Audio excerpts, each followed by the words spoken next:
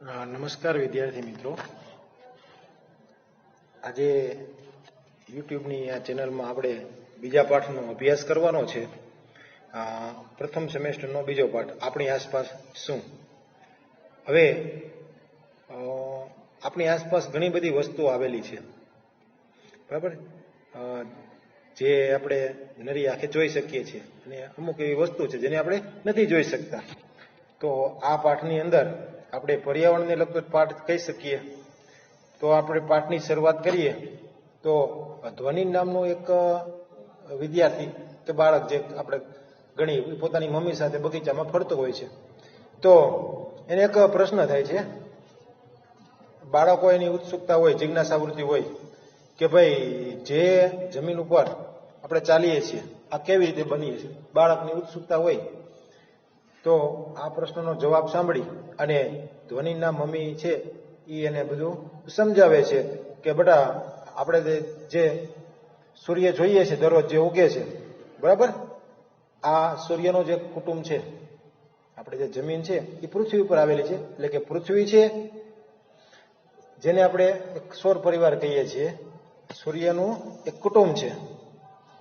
એટલે કે સૂર્ય, સૌર એટલે કે સૂર્ય, આપણી જે પૃથ્વી છે એ સૌર પરિવારનો એક હિસ્સો છે. જેમ આપણા નાના ભાઈ બહેનો હોય, આપણા ઘરના બીજા કોઈ વડીલો હોય, આપણા મમ્મી પપ્પા હોય, એ આખા પરિવારને આપણે ગણીએ, એમ સૌર પરિવારનો આખો આ જે કુટુંબ છે, એમાં બીજા ઘણા બધા ગ્રહો આવેલા છે. સૂર્ય આપણે, બરાબર, બીજા ઘણા બધા અન્ય ગ્રહો છે, બુધ છે, સોમ છે, મંગળ છે, શુક્ર છે.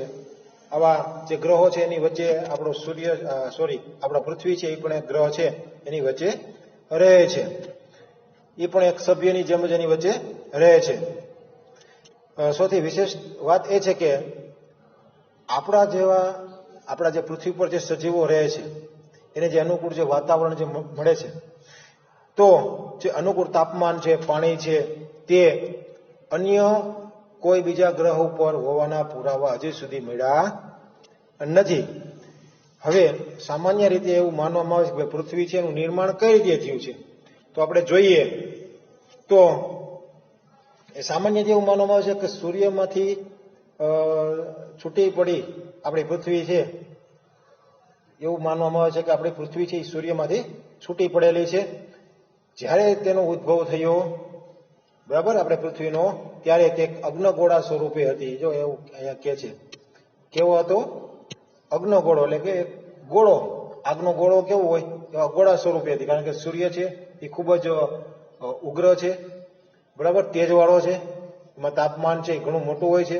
તમે વિજ્ઞાન ટેકનોલોજીમાં એનો અભ્યાસ કર્યો હશે કે ભાઈ એનું તાપમાન છે એ ખૂબ જ ઊંચું હોય છે. એટલે જ્યારે આપણી પૃથ્વી છે જ્યારે છૂટી પડે છે સૂર્યમાંથી, ત્યારે પણ એક અગ્નગોળા જેવી જ હતી. આ અગ્નગોળો ધીમે ધીમે ઠંડો પડે છે. જેમ આગ જેમ ધીમે ધીમે ઠંડી પડે, એટલે કે આ આપણી જે પૃથ્વી છે એ એક અગ્નગોળા રૂપી હતી, એ ધીમે ધીમે હવે ઠંડી પડે છે. તેના કેટલાક તત્વો પહેલા પ્રવાહી સ્વરૂપની અંદર અને ત્યારબાદ ધન સ્વરૂપમાં રૂપાંતર પામ્યા. જે પ્રવાહી સ્વરૂપમાં જે રૂપાંતર પામ્યા તેને આપણે પાણી કહીએ છીએ. જે ધન સ્વરૂપમાં જે રૂપાંતર પામ્યા તેને આપણે જમીન કહીએ છીએ. આ પ્રક્રિયા દરમિયાન જે ધન સ્વરૂપમાં જે રૂપાંતર થયું તેને આપણે શું કહીએ છીએ? જમીન કહીએ, એટલે કે મૃદાવરણ, મૃદ એટલે કે માટીનું આવરણ, બરાબર, મૃદાવરણ કહીએ છીએ. જે તત્વોનું પ્રવાહી સ્વરૂપમાં રૂપાંતર થયું તેને આપણે જલાવરણ ગણીએ છીએ. જે તત્વો વાયુ સ્વરૂપમાં નિર્માણ પામ્યા તેને આપણે વાતાવરણ કહીએ છીએ. જે આપણે શ્વાસમાં લઈએ છીએ હવા, તે વળી રહેવા માટે હવે જોઈએ આપણે ત્રણેય તત્વો, ત્રણેય આવરણોનું, બરાબર, ઉદ્ભવ થાય છે. જલાવરણનો ઉદ્ભવ થયો, પ્રવાહી સ્વરૂપે હતું તે, બરાબર. ત્યાર પછી મૃદાવરણ એટલે કે માટીનું આવરણનું અસ્તિત્વ આવ્યું, અને અમુક વાયુઓ છે તે પણ અસ્તિત્વમાં આવ્યા, એટલે કે વાતાવરણ અસ્તિત્વમાં આવ્યું. વળી રહેવા માટે કઠણ સપાટી, એટલે કે પૃથ્વીનો પોપડો છે એ ઉપરનો ભાગ ખૂબ જ કઠણ છે, રહેવા માટે ખૂબ જ અનુકૂળ હતો. પીવા માટે પાણી મળી ગયું, જલાવરણ, અને શ્વાસ લેવા માટે આપણને વાતાવરણમાંથી જે હવા મળે રહે છે તેના કારણે પૃથ્વી પર ચોથું એક આવરણ અસ્તિત્વમાં છે, જીવસૃષ્ટિ માટે ખૂબ જ ઉપયોગી છે, જે જીવાવરણ. આપણે આ જીવાવરણના એક હિસ્સા તરીકે ગણી શકીએ. જે જીવસૃષ્ટિ છે, પછી પાણીમાં રહેતી હોય કે જમીન ઉપર રહેતી હોય કે કોઈ પણ જગ્યાએ રહેતી હોય, આ બધી જીવસૃષ્ટિ છે. આને આપણે જીવાવરણ તરીકે ઓળખીએ છીએ. આમ પૃથ્વી ઉપર 4 આવરણો છે એ અસ્તિત્વમાં આવ્યા. સૌથી પહેલા જલાવરણ, મૃદાવરણ, વાતાવરણ અને ચોથું છે જીવાવરણ. આ 4 આવરણો છે એ પૃથ્વી પર 4 આવરણો છે એ પૃથ્વી પર અસ્તિત્વમાં આવે છે. અહીંયા જો ચિત્રમાં મૂક્યું છે, બરાબર, સરસ મજાની ટેક્સ્ટ બુકની અંદર આપણે જોઈએ તો જલાવરણ છે એટલે કે પાણી જેમાં ચાલે છે, બરાબર. ત્યાર પછી ખેડૂત જે ખેતી કરે છે, આપણે જે રહીએ છીએ તે બધું મૃદાવરણ છે. ત્યાર પછી વાતાવરણની આપણે વાત કરીશું તો વાતાવરણમાં જે પ્લેન ચાલે છે હવા દ્વારા, બરાબર, પક્ષીઓ ઉડે છે, તે બધું એમાં આવે છે. ત્યાર પછી જે સજીવ સૃષ્ટિ છે, આ બધા તત્વોના કારણે જે જીવન ટકાવી રાખે છે, તેમાં ચોથું એક આવરણ પણ અસ્તિત્વમાં આવે છે, જેને આપણે શું કહીએ છીએ? જીવાવરણ. આ 4 આવરણો છે તે અસ્તિત્વમાં આવ્યા. હવે આપણે ચારેય આવરણોનો આપણે વિસ્તારથી અભ્યાસ કરવાનો છે. તો એમાં સૌથી પહેલું આવરણ છે જો મૃદાવરણ. તો આપણે પૃથ્વીના જે ભાગ ઉપર વસવાટ કરીએ છીએ તે ભાગ મૃદાવરણ તરીકે ઓળખવામાં આવે છે. મૃદ એટલે શું? તો મૃદ એટલે માટી, બરાબર. આપણે જે ખાડો કરીએ છીએ, માટી કાઢીએ છીએ, તે માટી. ત્યાર પછી મૃદ એટલે માટી અને આવરણ એટલે પડ. આવરણ એટલે પડ, માટીનું એક જાડું પડ, જે મૃદાવરણ તરીકે ઓળખવામાં આવે, જેને આપણે જમીન કહીએ છીએ. તે પૃથ્વીનો ઉપરનો પોપડો છે તે ખડકોનો બનેલો છે. મોટા મોટા ખડકો, મોટા મોટા પથ્થરો, માટીનો ઢગલો, આવા ઘન પદાર્થોનો બનેલો છે. તેથી તે બીજા નામ, મૃદાવરણને બીજા કયા નામોથી ઓળખવામાં આવે? આવો પ્રશ્ન તમારી સામે આવે મિત્રો, તો તમે કહી શકો કે એને બીજા નામ ઘનાવરણ તરીકે, કારણ કે ઘન સ્વરૂપે તે રહેલો છે. અને બીજું નામ શિલાવરણ, શિલાઓ એટલે કે પથ્થરો તરીકે પણ એને ઓળખવામાં આવે છે. આ આવરણો પૃથ્વી સપાટીનો આશરે 29% ભાગ રોકે છે. કેટલા ટકા ભાગ રોકે છે? 29%. તો હવે 100% માંથી 29% બાદ કરી દઈએ તો 71% ભાગ બચે છે. આ 71% ભાગમાં શું આવેલું છે વિદ્યાર્થી મિત્રો? તો આ 71% ભાગમાં આપણું જલાવરણ જે આવેલું છે, મોટા મોટા મહાસાગરો જે આવેલા છે, બરાબર, બીજા પાણીના જે સ્ત્રોતો છે, મોટા મોટા ડેમો છે, નદીઓ છે, તળાવો છે, ત્યાર પછી નહેરો છે, એ બધું એમાં આવેલું છે. વળી અંદર કે બહાર એક સરખો નથી. આ પૃથ્વીનો પોપડો જે છે, એની જે જાડાઈ છે એ એક સરખી નથી. તો કેટલી જાડાઈ છે અહીં આપણે જોઈએ તો 64 થી 100 કિલોમીટર જાડાઈ છે એ આ પૃથ્વીનો પોપડો ધરાવે છે. વિજ્ઞાનમાં કંઈક અલગ મત હશે, પરંતુ આપણે સામાજિક વિજ્ઞાનમાં જે આવેલું છે કે ભાઈ પૃથ્વીનો પોપડો છે એ કેટલી જાડાઈ ધરાવે છે, બરાબર, તો આપણે કહી શકીએ કે 64 કિલોમીટરથી લઈ 100 કિલોમીટર સુધીની જાડાઈ એ ધરાવે છે. તે બધી એક સરખી જાડાઈ ધરાવતો નથી. હમણાં મેં તમને વાત કરેલી કે કોઈ જગ્યાએ 64 હોય, કોઈ જગ્યાએ 70 હોય, કોઈ જગ્યાએ 80 હોય, કોઈ જગ્યાએ 90 હોય, કોઈ જગ્યાએ 100 કિલોમીટર જેટલો જાડાઈ પણ ધરાવતો હોય, એવી એની જાડાઈ છે. વળી અંદર કે બહાર એક સરખો આકાર પણ ધરાવતો નથી. અંદર કે બહાર એક સરખો આકાર પણ નથી એનો. બધી જગ્યાએ આકારો અલગ અલગ છે. તે લગભગ મોટા ભાગે માટી અને ખડકોનો જ બનેલો છે. પૃથ્વીનો પોપડો કેનો બનેલો છે? આવો પ્રશ્ન તમારી સામે આવશે તો તમે લખી શકો ભાઈ પૃથ્વીનો પોપડો છે એ માટી અને ખડકો જેવા દ્રવ્યોનો બનેલો છે. આ ભાગ પર જ નાના મોટા પર્વતો આવેલા છે. આપણે પૃથ્વીના પોપડાની ઉપરની હવે વાત કરશું તો આ પૃથ્વીના પોપડા પર શું આવેલું છે? તો કે નાના મોટા પર્વતો, દાખલા તરીકે આપણો હિમાલય પર્વત છે, આપણો ગિરનાર પર્વત છે, આવા જે બીજા ઘણા બધા પર્વતો છે તે પૃથ્વીના ઉપરના પોપડા ઉપર આવેલા છે. ત્યાર પછી ઉચ્ચ પ્રદેશો આવેલા છે, જે આપણા દક્ષિણ ભારતની અંદર મોટા ભાગમાં તમે જોઈ શકો છો, ઉચ્ચ પ્રદેશો છે, ક્યાંક જમીન હોય, ક્યાંક ટેકરાવાળી જમીનો હોય, ખાડા ટેકરાવાળી એવા વિસ્તારો, ત્યાર પછી મોટા મોટા મેદાનો, સપાટ મેદાનો આવેલા હોય છે. આ બધું જ મૃદાવરણમાં આવેલું છે. વળી સપાટીથી શરૂ કરીને આપણે જેમ જેમ ઊંડે જતા જઈએ તેમ તેમ તાપમાન કેવું હોય છે મિત્રો? વધારે હોય છે. તાપમાન વધતું જાય છે. જેમ જેમ આપણે પૃથ્વીના પેટાળની અંદર જઈએ તેમ તેમ તાપમાનમાં વધારો થતો જાય છે. કૂવા ખોદતા હોય, બોરવેલ કરતા હોય અથવા અન્ય કોઈ ખોદકામ કરતા હોઈએ તો તમે અંદર જાઓ, પૃથ્વીના ઉપરના પોપડા પર જેટલું તાપમાન હશે એનાથી વધારે તાપમાન તમે જમીનની અંદર જાશો તો તમે અનુભવશો.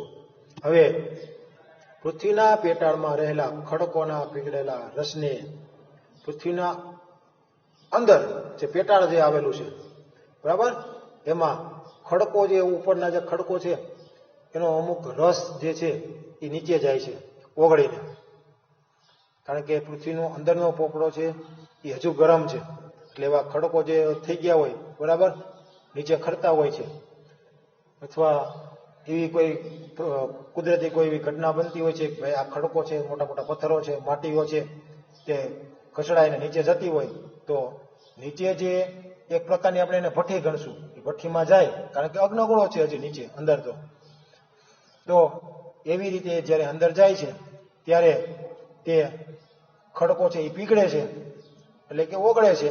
આ રસને મેઘમાં ભૂરસ, ભૂ એટલે જમીન, જમીનનો રસ, ભૂ એટલે જમીન, જમીનનો રસ, જેને અંગ્રેજીમાં મેઘમાં કહેવામાં આવે છે. પૃથ્વીની અંદર કેટલાક વાયુઓ રહેલા હોય છે. પૃથ્વીની અંદર શું હોય છે? ઘણા બધા વાયુઓ રહેલા છે. ઘણા બધા વાયુઓ છે. આપણે જો ઘણી વાર કોઈ કૂવો ખોદતા હોય તો એને ઝેરી ગેસની અસર પડે, કોઈ જગ્યાએ ઝેરી ગેસ પણ નીકળે, ઝેરી વાયુઓ પણ નીકળે, બરાબર, તો એ પણ અનુભવ થાય છે. જે ગરમ થતા ઉપરની તરફ, કારણ કે નીચે છે એક ભઠ્ઠી જેવું કામ છે, એટલે જેમ જેમ મેઘમાં એમાં સળગતો જાય એટલે એમાંથી વાયુઓ ઉત્પન્ન થાય અને તે પૃથ્વીના ઉપરના પોપડા તરફ આવવાનો પ્રયત્ન કરે છે.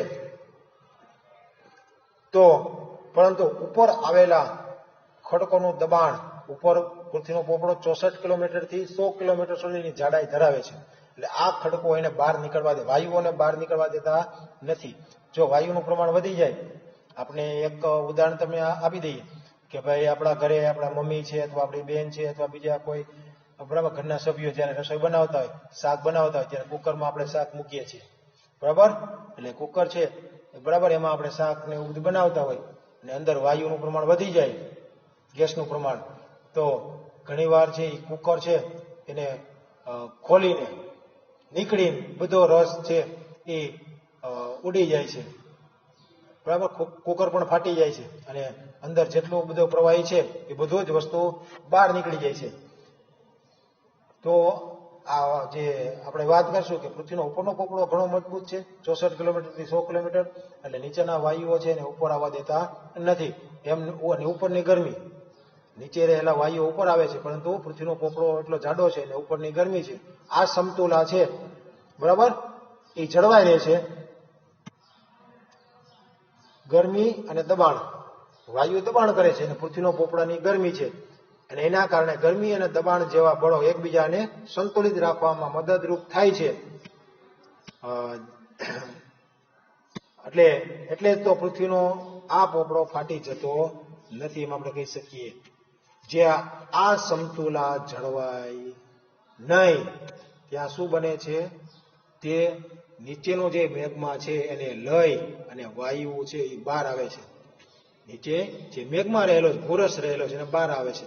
કુકરમાં ક્યારેક આપણે ખબર છે કે કુકર ફાટ્યું હોય ત્યારે જે વાયુઓ તો બહાર નીકળે જ, સાથે એની સાથે જે શાક આપણે બનાવતા હોય તે પણ ઉડીને બહાર આવી જાય છે. તો આ જે જમીનની અંદર જે મેઘમાં જે રહેલો છે, જે કદડો જે આપણે કહીને કહેશું, એ ઘણી વાર બહાર આવે, જેને આપણે જ્વાળામુખી કહીએ છીએ. ઘણી જગ્યાએ પૃથ્વીનો પોપડો નબળો હોય છે, ત્યાં, બરાબર, નીચેથી વાયુ એટલા દબાણ સાથે બહાર નીકળે છે અને જે મેઘમાને પણ બહાર લાવે છે. આને શું કહેવામાં આવે છે? જ્વાળામુખી આપણે કહીએ છીએ.